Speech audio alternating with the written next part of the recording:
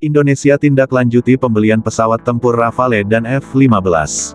Indonesia segera merealisasikan rencana modernisasi persenjataan termasuk diantaranya mengakuisisi pesawat tempur buatan Prancis dan Amerika Serikat secara bertahap hingga tahun 2024, demikian Kepala Staf Angkatan Udara Marsikal TNI Fajar Prasetyo pada Kamis 18/2. Fajar menyebut alutsista yang bakal terrealisasi terdiri dari 36 pesawat tempur Dassault Rafale dan 8 F-15EX buatan Boeing, kemudian 15 pesawat angkut C-130J, dan 2 unit multi-role tanker transport MRTT. Hasil dari berbagai upaya tersebut, kini telah menampakkan titik terang. Mulai tahun ini hingga 2024, kita akan segera merealisasikan akuisisi berbagai alutsista modern, Fajar saat memberikan pengantar di rapat pimpinan Rapim TNI AU di Cilangkap, Jakarta. Selain itu, juga terdapat rencana akuisisi 30 radar Ground Controlled Interception (GCI) dan 3 unit pesawat tanpa awak Unmanned Combat Aerial Vehicle (UCAV) dengan kemampuan ketinggian medium. Fajar mengakui proses pengadaan alutsista untuk TNI AU mengalami keterlambatan karena revisi pengajuan ke Kementerian Pertahanan. Dalam dokumen rapat pimpinan TNI tahun 2021 yang dirilis Selasa, 16/2 Kementerian Pertahanan mengatakan sejumlah unit tersebut diharapkan bisa mendarat di Indonesia sebelum tahun depan. Kita ingin merefurbish seluruh pesawat tempur dan sudah dialokasikan anggaran, kata Kemenhan dalam dokumen itu. 36 unit Rafale MRCA dari Prancis, F-15EX 8 unit sudah siap, diharapkan 6 pesawat bisa tiba sebelum tahun 2022. Sementara itu, Kepala Dinas Penerangan TNI AU, Marsma Indan Gilang Budansyah, belum bisa memastikan kapan seluruh alutsista itu tiba di Indonesia. Harapan TNI AU bisa tercapai, tapi untuk timelin detail ada di Kemenhan, katanya melalui pesan singkat.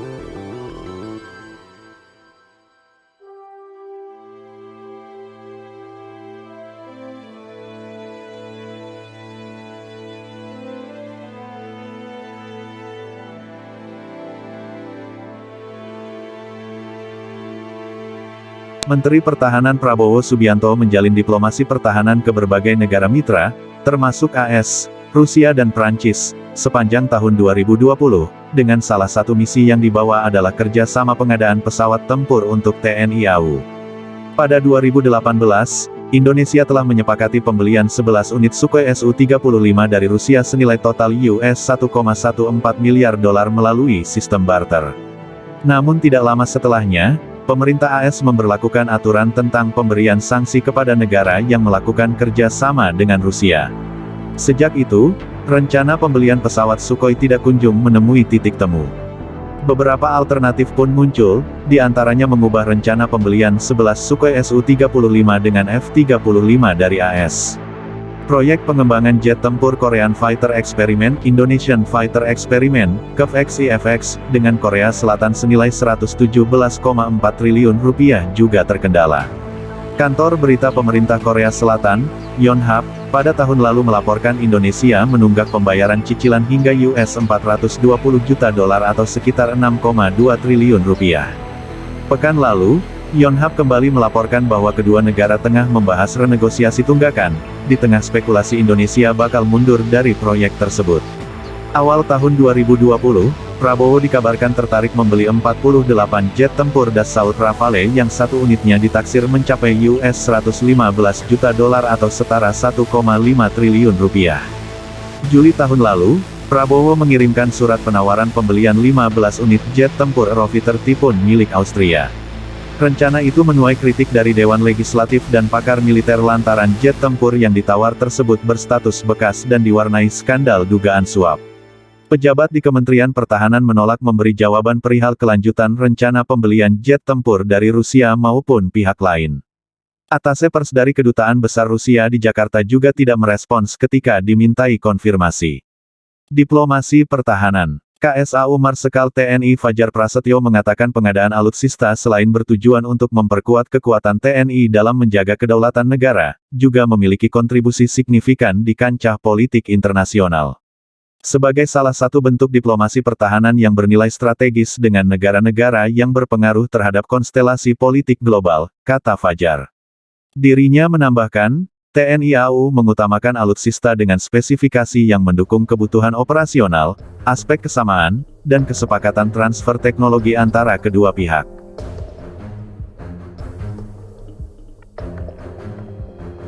Esensi terpenting dari penambahan alutsista bukanlah pada penambahan jumlah platformnya, namun yang lebih jauh esensial adalah pada peningkatan kemampuan secara signifikan yang dapat kita berdaya gunakan dalam menjaga kedaulatan negara di udara, kata Fajar. 3 pertimbangan. Sementara itu, Kementerian Pertahanan dalam Rapim TNI mengatakan pemerintah memiliki 3 pertimbangan geopolitik dalam pembelian alutsista. Pertama, hal itu bisa menjadi daya tawar dengan negara-negara adikuasa. Kedua, dalam pembelian alutsista sebaiknya dari 5 negara pemegang hak veto Dewan Keamanan PBB, kata kementerian, seraya melanjutkan pertimbangan ketiga adalah negara yang bersedia memberi transfer teknologi dan seluruh software dari pembelian alutsista tersebut. Pekan lalu, 2 pejabat dari Dassault Aviation Prancis berkunjung ke Jakarta untuk bertemu dengan Kementerian Pertahanan dalam rangka membahas kerjasama akuisisi pesawat tempur multi-role Rafale, sebut keterangan tertulis Kementerian Pertahanan. Pertemuan dihadiri Dirjen Potensi Pertahanan Maijen TNI Dadang Hedrayuda, Direktur Teknologi Industri Pertahanan Laksma TNI Sriyanto, dan dari pihak Dassault diwakili oleh Vice President Business Development Jean-Claude Piccirillo dan Vice President Offset Dassault Michael Paskov. Semua pihak berharap pembahasan offset pengadaan pesawat Rafale ini berjalan dalam suasana penuh kekeluargaan dan memberikan kemajuan di kedua pihak, serta segera dapat diwujudkan, kata Dadang.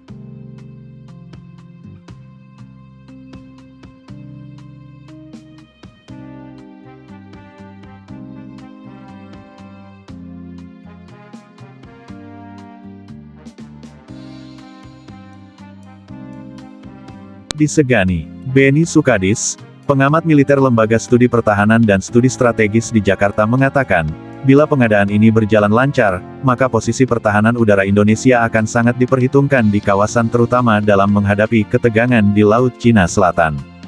Kita jadi semakin disegani. Apalagi setahu saya, Pak Prabowo pesan ini berikut senjatanya, karena selama ini kita tidak punya senjata, kata Beni melalui sambungan telepon. Situasi di Natuna Utara solusinya memang dengan modernisasi senjata, tidak bisa hanya dengan diplomasi saja. Dengan menunjukkan kita punya persenjataan itu, Cina pasti jadi pikir-pikir untuk berurusan, tambahnya. Meski tidak secanggih Lockheed Martin F-35 buatan AS ataupun Sukhoi Su-35 dari Rusia, namun Beni menilai kehadiran F-15EX dan Rafale di Angkatan Udara Indonesia sudah cukup untuk mengejar ketertinggalan Indonesia selama ini. Dari sisi kemampuan mesin, F-15EX dan Rafale ini sama-sama double engine dan punya kemampuan multi-roles. Artinya tidak hanya bisa difungsikan sebagai pesawat tempur saja, tapi bisa juga bomber dan memiliki kemampuan jammer dari pesawat lain. Kecanggihan perang elektroniknya sudah lengkap, kata Beni. Begitu pula dengan perencanaan akuisisi 2 MRTT tanker Airbus yang berfungsi sebagai pengisi bahan bakar pesawat tempur. Itu mahal dan sebelumnya kita belum punya. Jadi memang, kalau kita mau jadi jagoan di kawasan harus punya itu, tukasnya. Di kawasan Asia Tenggara, Indonesia tertinggal dari Singapura dalam hal jumlah pesawat tempur. Data Global Firepower 2021 menyebut Singapura memiliki 100 pesawat tempur sementara Indonesia hanya 41 unit.